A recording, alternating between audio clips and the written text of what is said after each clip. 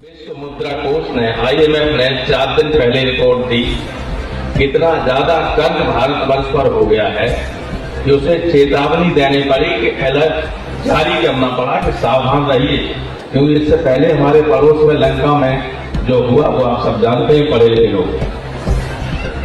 तो ये बात अगर आप कह देंगे, सोशल मीडिया में लोग लिखते हैं, सोशल मीडिया में भी सरकार को बहुत दिक्कत थी, तो हर तरीके का आप देखिएगा कि अब आप बहुत सोच समझ के बयान दें, सोच समझ के बात करें, क्योंकि जब धीरे धीरे दबने लगता है, ऐसा नहीं कि इससे आदमी परमानेंट ये हमें इसी व्यवस्था में जीना ही पड़ेगा, लेकिन इतिहास इस बात का साक्षी है कि जब जब इस तरह का दबाव जनता पर पड़ा है तो जनता शांत तो रही है, लेकिन वक्त आने पर ऐसी व्यवस्थाओं को उखाड़ के फेंक दिया है, पता नहीं चला कि कहां से आए किधर चले गए। यही इस व्यवस्था का हुआ, आज नहीं तो कल। समय चक्र जो है उसको पीछे तो नहीं किया जा सकता, लेकिन रोका भी नहीं जा सकता है। डरे हुए लोग अंदर से क्या फैसला लेंगे, ये अतीत में दुनिया भर में लोग देख चुके हैं, 77 में हिंदुस्तान की जनता भी देख चुकी है, और आने वाले दिनों में हो सकता है हमारे देश की जनता देखे। कि आपको किसी बात की आगे संविधान ने हमसे बड़ी आजादी की लड़ाई क्यों लड़े कि हम अपनी बात भी नहीं कह सकते, कुछ भी नहीं कह सकते। देश की आजादी के लिए नारा लगाओ जेल। अब अगर भ्रष्टाचार है उसकी बात करो तो जेल चले जाओ, अन्याय हो रहा है कहीं उसके खिलाफ आवाज उठाओगे तो जेल चले जाओगे। तो इस तरह की जब बातें हो जाती हैं तो धीरे धीरे गुस्सा अंदर अंदर इकट्ठा होता रहता है, और जो अंदर इकट्ठा होता रहता है गुस्सा, वो जब फूटता है तब वो न किसी की परवाह करता है, न उसके आने सामने आने वाला बच के निकल पाता है।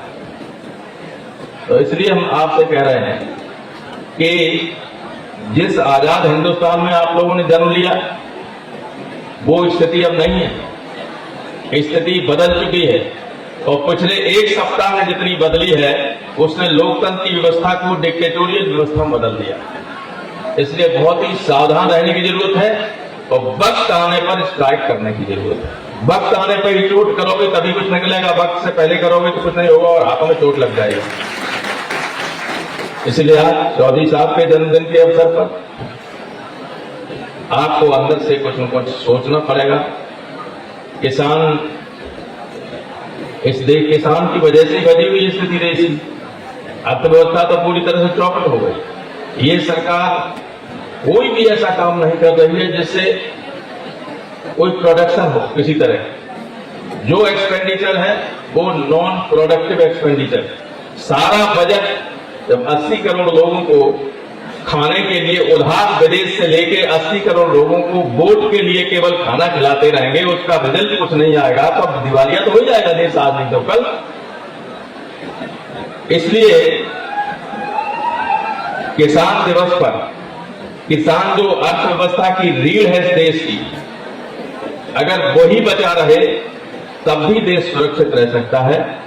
वरना जिन लोगों के हाथ में सत्ता है वो न किसानों की परवाह कर रहे हैं, वो 2-4 उद्योगपतियों की परवाह कर रहे हैं। हमारे सब व्यापारी ईडी के तहत जेल जा सकते हैं, और ईडी तो आ गई जीएसटी में। अगर गांव का कोई व्यापारी छोटा सा दुकानदार है, उसको भी आप जानते हैं जीएसटी का फॉर्म भरना पड़ता है। उसमें गलती हो गई, उसके बगल वाला खिलाफ है उसके, तो शिकायत कर देगा कि जीएसटी में चोरी हो गई, ईडी जब चाहे तब गिरफ्तार कर ले जाए। बहुत स्थिति खराब। जो जितना जानकार होगा उसको उतना ही डर लगेगा कि क्या कहें क्या न कहें, लेकिन सुरक्षित रहिएगा और अपनी ऊर्जा को बचाए रखिएगा। जब ऊर्जा के प्रयोग की जरूरत हो, 24 में जरूरत होगी तो उसका प्रयोग कीजिए। बहुत धन्यवाद।